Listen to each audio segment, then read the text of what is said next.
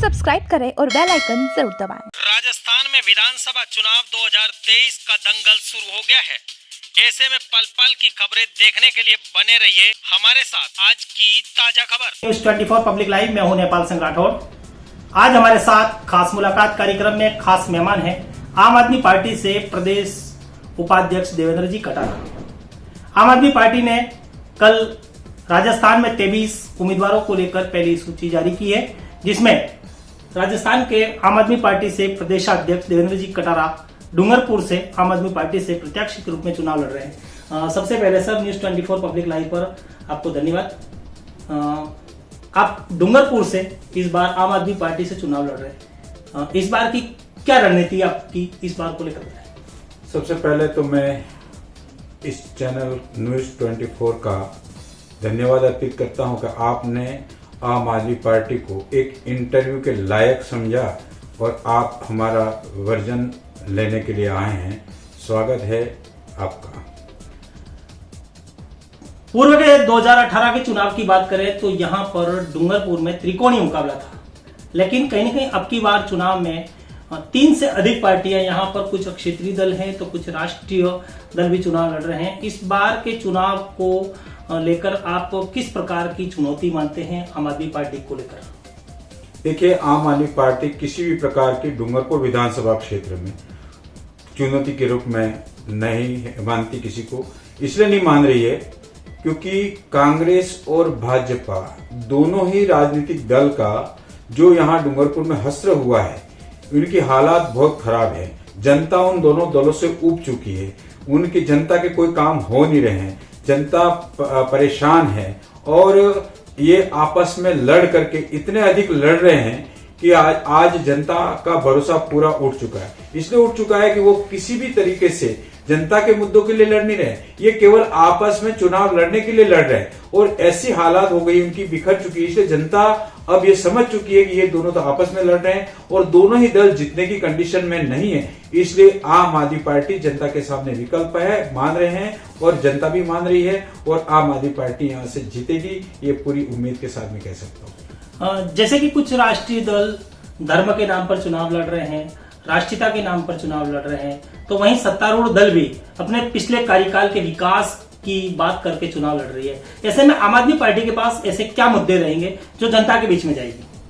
देखिए, इस क्षेत्र के विकास की जहां तक बात करते हैं, मैं समझता हूं जनता की जो मूलभूत डिमांड है, आज रोजी की मांग है, रोटी की मांग है, किस समय पे बिजली की बात है, फ्री इलाज, अच्छा इलाज, शानदार इलाज की बात है और शिक्षा की बात है। इन तमाम मुद्दों पे आज की तारीख में कांग्रेस हो चाहे भाजपा हो, दोनों ही असफल रही हैं और जनता अब समझ चुकी है कि यहाँ पर इनका विकल्प एक ही है कि आज हम देखते हैं यहाँ के सारे बुजुर्ग परेशान हैं।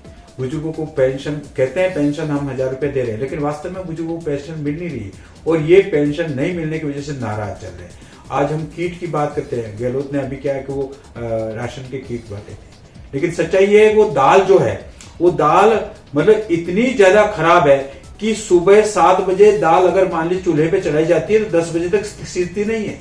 ये हाल है। नमक में और मिर्ची की हालत तो बहुत खराब है, इसमें कंकड़ आ रहा है, कलर और मतलब अगर रेगुलर 10 दिन तक खा गए तो लोग बीमार पड़ रहे हैं। मतलब इसको इग्नोर किया जा रहा है। मतलब जनता को एक तरह से घटिया माल दे करके बाबाई लूटने का काम है। जनता इस बात को भी समझ चुकी है। दूसरा, उन्होंने मोबाइल देने का काम किया, लेकिन मोबाइल गांव में 10 लोगों को, तो 10 लोगों के अलावा सारे गांवों में हालात ये पैदा हो गए कि 10 लोग जो कांग्रेस ने वोट मोबाइल दिए तो बाकी तो दूसरे लोग तो मोबाइल से वंचित है, तो वो लोग भी नाराज है। तो इस तरह की जो कांग्रेस की योजनाएं थी वो सारी की सारी धरातल पे फेल है। आज जब इलाज की हम बात करते हैं, हॉस्पिटलों में लाइनें लगती हैं, यहाँ पर सोनोग्राफी एक इंसान कराने जाता है, 4-4, 5-5 दिन लग जाते हैं, बाद नंबर आता है। मरीज तो आज मर रहा है और उसका नंबर आ रहा है 4 दिन बाद, इलाज समय पे नहीं हो रहा है। फ्री इलाज की बात करें तो सारी दवाइयाँ बाहर से लेनी पड़ रही है। तो ये सारी स्थिति, स्कूलों में टीचर नहीं है। यहाँ पर अध्यापकों की हालत तो ये है कि 100 बच्चों पे कहीं 1 टीचर है, कहीं 2 टीचर है, यह हाल है। तो ऐसी शिक्षा भी यहाँ पर प्रभावित हो रही है। तो आम आदमी पार्टी फ्री शिक्षा, अच्छी शिक्षा, फ्री इलाज, अच्छा इलाज, शानदार इलाज, हर गांव में हॉस्पिटल और दूसरी बात शिक्षा के अलावा बिजली, फ्री इलावा पूरी तरह से 24 घंटे बिजली, इंडिविजुअल के साथ जितने भी ये पढ़ने वाले बच्चे हैं, इनको 3 साल से 4 साल से कोई छात्रवृत्ति मिल नहीं रही है, इनको छात्रवृत्ति मिलनी चाहिए। यहाँ के लोकल इश्यूज के बारे में हम बात करें तो यहाँ पर लंबे समय से बेरोजगार जो है बार बार परीक्षा दे रहे हैं, रीट के पेपर लीक हो रहे हैं और उन बच्चों को समय पे नौकरी नहीं मिल रही है। ये सारी स्थितियाँ पैदा हो गई हैं, इसलिए यहाँ पर अच्छी शिक्षा के साथ साथ में रोजगार की गारंटी। केजरीवाल 3,000 रुपये हर बेरोजगार को महीना बेरोजगारी भत्ता जब तक सरकारी नौकरी नहीं होती है। इसके अलावा हर महिला को जिसकी उम्र 18 साल हो चुकी है उसको प्रति माह 1,000 रुपया महिला सम्मान राशि देने की बात करती है। राजस्थान में जिस प्रकार से आपने युवाओं को लेकर बात करी कि पेपर लीक मामला ये बहुत बड़ा मामला है, और पेपर लीक को लेकर आप राजस्थान की वर्तमान सरकार को क्या कहना चाहेंगे? देखिए, पेपर लीक क्या, पेपर पूरे बिक रहे हैं। बिकने का दूसरा नाम ही लीक है। अगर बिकते तो ही तो लीक हो रहे हैं ना।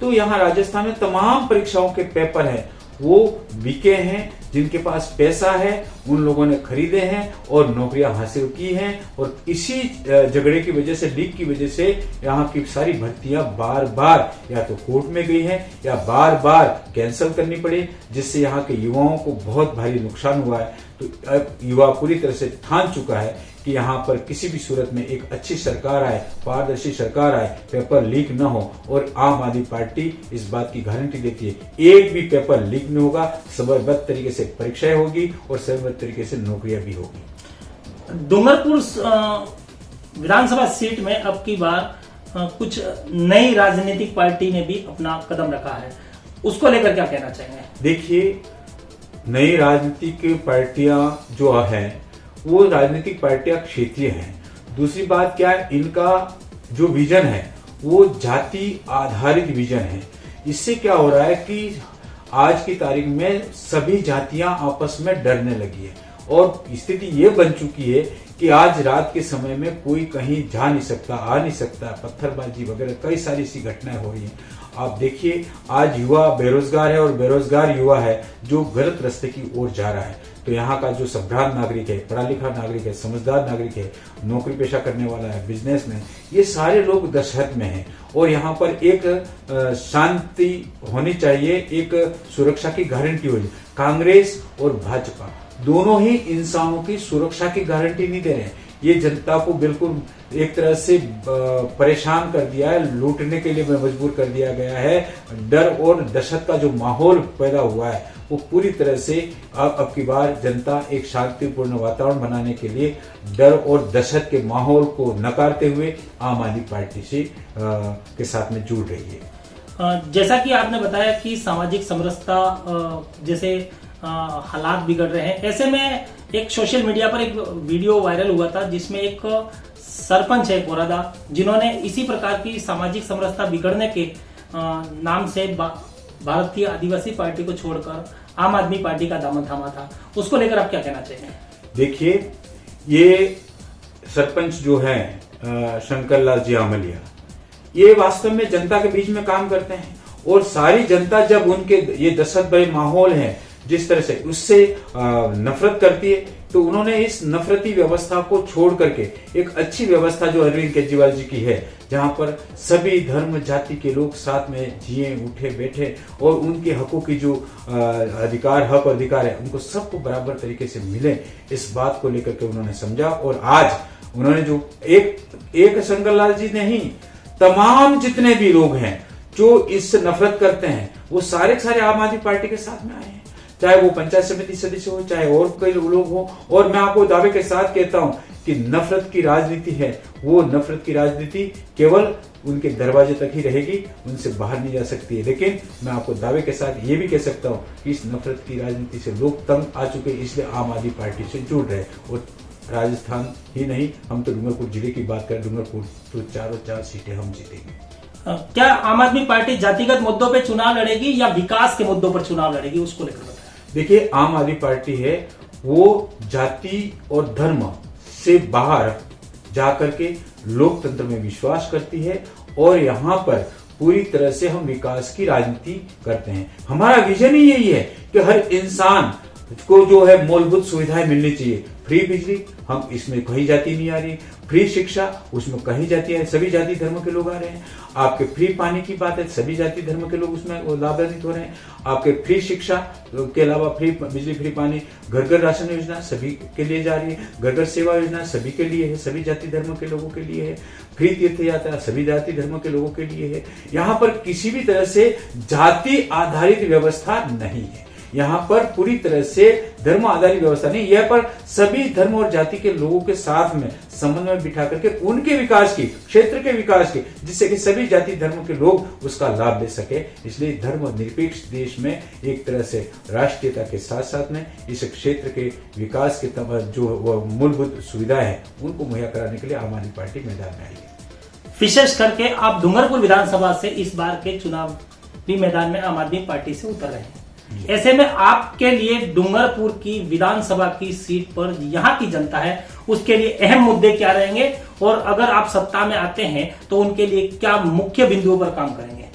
देखिए, यहाँ पर हम यहाँ सत्ता में चुनाव लड़ने के बाद हम जीत करके विधानसभा में जाते हैं तो हमारी पार्टी एक राष्ट्रीय पार्टी है और विधानसभा में पहली बात तो हमारे पार्टी के जो मुद्दे हैं उनके साथ साथ में लोकल इशू ये है, यहाँ पर इस क्षेत्र में शांति बनी रहे, इस क्षेत्र में जो तमाम प्रकार के अपराध जो बढ़ रहे हैं वो अपराध घटे और सुरक्षा का माहौल हो और भय का माहौल जो बना हुआ है वो खत्म किया जा सके। और इस क्षेत्र में जिस तरह से कांग्रेस और भाजपा ने यहाँ पर तुष्टिकरण किया है, जैसे कि जिस तरह से काकड़ी घटना घटी, अगर उन्होंने 1100 संसद सीटों पर नौकरियां दे दी होती तो आज वो वहां पर काकड़ी घटना नहीं घटती, वहां पर पूरा माहौल खराब नहीं होता। आज सभी जाति धर्म के लोग हैं जो यहाँ पर परीक्षाएं तो देते हैं, लेकिन जो न्यूनतम उत्तीर्णांक है प्रत्येक विषय उसमें भी कई सारी विसंगतियां हैं, तो उसके लिए भी काफी परेशान हो रहे हैं। तो ऐसे कई लोकल इश्यूज है, जब पीने के पानी की व्यवस्था है, समय पे जो सरकारी योजनाएं समय पे मिले, ये सारी व्यवस्था है। विशेष करके शिक्षा, जहाँ पर शिक्षा तो स्कूल तो खोल लिए लेकिन स्कूलों में टीचर नहीं है, और टीचर तो है लेकिन कहीं स्कूलों की बिल्डिंग नहीं बैठने के लिए। आज भी हालात ये है कि मतलब एक कमरे में 4-4 क्लासेस बैठती है। तो हमारा सबसे पहला होगा शिक्षा का मामला, मूल मुद्दा बिजली का मुद्दा, जिसमें कि बिजली में 24 घंटे बिजली मिले और 24 घंटे बिजली के साथ साथ में हमारे यहाँ पर बिजली के बिल है जो पुराने बकाया बिल है वो भी वहाँ को फ्री बिजली मिले। ये सारी स्कीम्स हैं। उसके साथ में जैसे कि अभी आपने जिक्र किया काकड़ी डोंगरी कांड का, काकड़ी डोंगरी में आज भी कई युवाओं पर, आदिवासी समाज के युवाओं पर मुकदमे दर्ज है। ऐसे में अभी तक वो मुकदमे नहीं हटे, जिसको लेकर हर साप्ताहिक एक अनशन कलेक्ट्रेट के बाहर किया जाता है। आखिर ये मुकदमे नहीं हटे, उसके लिए जिम्मेदार कौन है? उसको लेकर देखिए, इसके लिए जिम्मेदार तो मैं आपको कहूंगा कि वर्तमान में यहाँ पर जो कांग्रेस है और बीएपी से जुड़े हुए लोग हैं, दोनों ही जिम्मेदार हैं। इसलिए जिम्मेदार मानता हूं कि जब गहलोत सरकार यहाँ पे जो राजस्थान में है और इन 2 विधायकों के जरिए उन्होंने सरकार चलाई 5 साल तक, अगर ये समर्थन देते वक्त पहला मुद्दा ये होता कि काकड़ी डोंगरी के प्रकरण सारे हटाओ तो तुम्हारी सरकार 5 साल चलेगी, नहीं तो नहीं चलेगी, समर्थन वापस दे देते। आप बिना शर्त के इन मुकदमों के मामले में किसी प्रकार का आपने कोई तवज्जो नहीं रखा, कोई 35-36 दिन तक होटलों में सरकार रही, आपने ये मुद्दा रखा ही नहीं। आपने मुद्दा रखा होता तो निश्चिततः इसका समाधान हो जाता, मुकदमे वापस हो जाते, लेकिन उन्होंने मुद्दा नहीं रखा। और मुद्दा नहीं रखा, ये दिखा हुआ है। यहाँ डूंगरपुर में कहते हैं ये लोग कांग्रेस बीजेपी एक है, तो जयपुर में जाकर के प्रदेश में देखो तो वहां पर बीएपी और कांग्रेस एक है, तो ये तो दोनों ही एक है, सब एक है। यहाँ के लोगों को बेवकूफ बना रही है। तो और इस बेवकूफ का नतीजा ये है, लोग परेशान हो रहे हैं। दिखावे के नाम से यहाँ कांग्रेस को गालियां देते हैं, वहां जाकर के गहलोत की तारीफ करते हैं। विधानसभा में उनके सारे रिकॉर्ड उठा के देख लीजिए कि विधानसभा में बीएपी के विधायक ने जो वहां बोला है वो सारा गहलोत सरकार की तारीफ की है। अगर आप ये कहते कि तारीफ की जाए, आपने मुकदमे क्यों नहीं उठाए? हमने सरकार को समर्थन दिया, मुकदमे क्यों नहीं उठाए? कोई सवाल किया क्या? नहीं किया। कुल मिलाकर के एक ही बात है, यहाँ लोगों को बेवकूफ, आदिवासी समझ चुका पूरी तरह से, आदिवासी नहीं गैर आदिवासी सब समझ चुके हैं कि ये बेवकूफ बनाते हैं। यहाँ कहते हैं कि कांग्रेस बीजेपी एक है और वहां कहते हैं कांग्रेस और बीजेपी एक है, तो वो है कहां ये?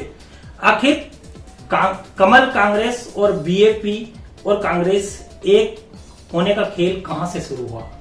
देखिए, कांग्रेस और बीजेपी यहां एक होने का और जयपुर में कांग्रेस और बीएपी एक होने का, इनका खेल बीटीपी एक होने का जो चीजें हैं वो एक ही उनका उद्देश्य था, उनका केवल और केवल किसी भी रूप में हमें कुछ न राजनीतिक पावर मिल जाए और हम लोग हमारी दुकान चलाने। यहाँ जनता की दुकान उन्होंने नहीं चलाई, जनता के हितों की बात नहीं करी। यहाँ पर भी क्या था, जब ये आपस में लड़ रहे, उन्होंने देखा अगर कांग्रेस बीजेपी एक हो रही है यहाँ पे, तो बीजेपी, जब उनके पास पर्याप्त थे, जब कांग्रेस और बीजेपी ने बीटीपी ने यहाँ समझौता किया, समझौते के आधार पर चले, रातों रात इधर से उधर हो गए। मतलब उनका कहीं कोई स्टैंड नहीं है। सीधी सी बात है, अगर स्टैंड होता तो जब प्रदेश में कांग्रेस और बीटीपी एक थी तो डूंगरपुर में एक हो सकती थी, लेकिन यहां क्यों नहीं हुए? क्योंकि उनको पता चल गया कि अब हमारा न तो प्रमुख बनने वाला न कुछ होने वाला है, तो उन्होंने अपने तरीके से सेटलमेंट कर लिया, जनता के मुद्दे सामने रखे ही नहीं। सर, इस मुद्दे पे एक बात और पूछना चाहूंगा मैं आपसे। आप भी बीटीपी में प्रवेश किया था, तो बीटीपी में आपका कुछ लोगों ने विरोध जताया था, आखिर क्यों? देखिए, जहां पर ईमानदारी की बात होती तो बेईमान लोग विरोध करते ही करते हैं। हम लोग सीधे लोग हैं, हम तो जनता के मुद्दों के पे बात करते हैं। अब उनका यही था, बार बार अभी यही हुआ है ना, अभी क्यों लड़ रहे हैं? चुनाव लड़ने वाला व्यक्ति है ये, तो देवेंद्र कटारा आएगा तो हमारी दाल नहीं लगेगी, गलेगी। और आगे वो पहले से हम इतने हो गए, लड़ रहे हैं, आज दिख रहा है अपने धरातल पे। तो ये लड़ाई कि हम ऐसी लड़ाई में पड़ते नहीं है। जब पार्टी ने हमको कहा था तो ठीक है, हमने स्वीकार किया, लेकिन बात ये हुई कि इन लोगों ने इस तरह से बतंगड़ किया, तो हमने कहा भाई तो आपकी ऐसी राजनीति से हम दूरी रहेंगे। सर, एक आखिरी सवाल, भारत आदिवासी पार्टी अनुसूची 5 को लेकर बात करती है, भारतीय ट्राइबल पार्टी भी, बीटीपी भी अनुसूची 5 को लेकर बात करती है, और आपकी पार्टी भी टीएसपी क्षेत्र में 5वीं अनुसूची को लेकर बात करती है। अब आखिर जनता किस पे विश्वास करे, उसको लेकर बताएं। देखिए, संविधान की 5वीं अनुसूची, और हमारे दर्शकों को ये भी बताएं आखिर 5वीं अनुसूची क्या है।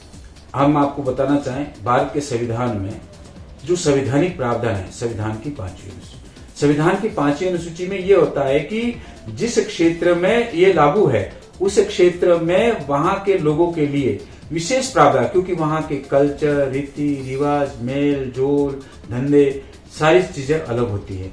और जो 5वीं अनुसूची के अतिरिक्त जो एरिया है, वहां का सिस्टम पूरा अलग होता है। तो यहाँ पे इसी बात को लेकर के सभी लोग मिलजुल करके, यहाँ पर सभी लोग मिलजुल करके फैसला करें, चाहे वो किसी जाति धर्म के हो, और मिलजुल करके निर्णय करके अपना विकास करें, यहाँ की सुविधाओं को डेवलप करें, और यहाँ जो लैंड से संबंधित है या अन्य प्रकार के मामले, वनाधिकार से संबंधित मामले, क्योंकि ये आज से नहीं, जब आजादी के पहले से ही इस शेड्यूल्ड एरिया में ये प्रावधान था, और आगे भी जब तक भारत के संविधान में ये सूची बनी, 5वीं अनुसूची बनी हुई है, तब तक रहेगा। 5वीं अनुसूची का मतलब यही है, उस क्षेत्र के तमाम विकास के मुद्दे वहां की जनता तय करेगी, और उस प्रस्ताव के आधार पर विकास हो। एजुकेशन का मामला हो, चिकित्सा का मामला हो, और भी नौकरियों का मामला हो, तो नौकरियों में भी ये है कि उस क्षेत्र में जरूरत क्या है, उस आधार पर वहां पर प्रपोजल दिया। जो 5वीं अनुसूची में टीएसए ट्राइबल एडवाइजरी काउंसिल होती है, उसमें ये सारा प्रपोजल बनता है, उसका सीधा गार्जियन राज्यपाल होता है, और राज्यपाल के अधीन उस क्षेत्र में तमाम प्रकार का बजट खर्च होता है, तो भी उसी के माध्यम होता है, एक उसी काउंसिल के सलाह है। तो हम चाहते हैं कि 5वीं अनुसूची संविधान में जो दे रखी है, क्योंकि संवैधानिक प्रावधान है, ये किसी एक क्षेत्र या एक व्यक्ति का नहीं है। तो हम तो ये कहते हैं भारत के संविधान विश्वास करते हैं, भारत देश पर विश्वास करते हैं, तो संविधान के जो प्रावधान है, वो जो धरातल पे लागू होने चाहिए, वो लागू होने चाहिए। आम आदमी पार्टी इसी में विश्वास करते हैं कि संवैधानिक प्रावधान अगर कैसा भी बना हुआ है और वो यहाँ धरातल पर उतारना चाहिए, तो उसकी गारंटी लेती है। भारतीय ट्राइबल पार्टी, बीटीपी और बाप में तालमेल बिगड़ने के पीछे आप किसको मानते हैं? देखिए, उनका इन पार्टियों का निजी मामला है, मैं इस बारे में कमेंट नहीं करूंगा, लेकिन इनका तालमेल बिगड़ा अथवा नहीं बिगड़ा, ये अति महत्वाकांक्षा है, चुनाव लड़ना ही उनका है, बाकी और कुछ भी नहीं है। कि वो जाने मैं बड़ा नेता, वो जाने मैं नेता, मेरी चलनी चाहिए, उसकी चलनी, इसकी क्यों चल रही, बस यही है उनके। क्या है, अगर मान ली अगर ये निजी स्वार्थ के साथ में अगर ये खड़े नहीं होते, तो आज बिखरे नहीं होते, आज आपस में क्यों लड़े, अपना स्वार्थ ईगो पे टकरा रहा है। आज क्या है कि मैं बड़ा, मैंने पार्टी बनाई, मैं बड़ा, मैंने पार्टी बनाई, मैं काम कर रहा हूँ, मतलब बात यही तो है ना, आपस में लड़ रहे हैं, और इससे जनता का भला नहीं होने वाला है। ये आपस में लड़ रहे हैं, मुद्दे से कोई उनका लेना देना नहीं। आम आदमी पार्टी राजस्थान में कितनी सीटों पे चुनाव लड़ेगी? देखिए, अभी हमारा 23 सीटों पे डिक्लेरेशन हुआ है, हमारी लगातार सूची आएगी, अभी लगातार आज भी आने की संभावना है, फिर कल भी आएगी, तो लगातार आएगी, और हम सभी सीटों पे चुनाव लड़ रहे हैं। क्या आम आदमी पार्टी किसी पार्टी से गठबंधन करके चुनाव लड़ेगी या निजी स्वतंत्र चुनाव लड़ेगी? हम तो स्वतंत्र हैं। अगर गठबंधन की बात होती तो सूचियां जारी होने से पहले उन पार्टी से बात होती। हमारे किसी पार्टी से कोई न तो गठबंधन है, कुछ भी नहीं। राजस्थान का चुनाव हम इंडिपेंडेंट लड़ रहे हैं। धन्यवाद सर। Thank you. तो ये है आम आदमी पार्टी से डूंगरपुर से विधायक के रूप में प्रत्याशी आम आदमी पार्टी के, जिनसे हमने यहाँ के डूंगरपुर विधानसभा सीट से समस्या को लेकर एवं आम आदमी पार्टी के मुद्दों को लेकर एवं कई अहम राजनीतिक पार्टियों के मुद्दों पर चर्चा की। बने रहिए हमारे साथ।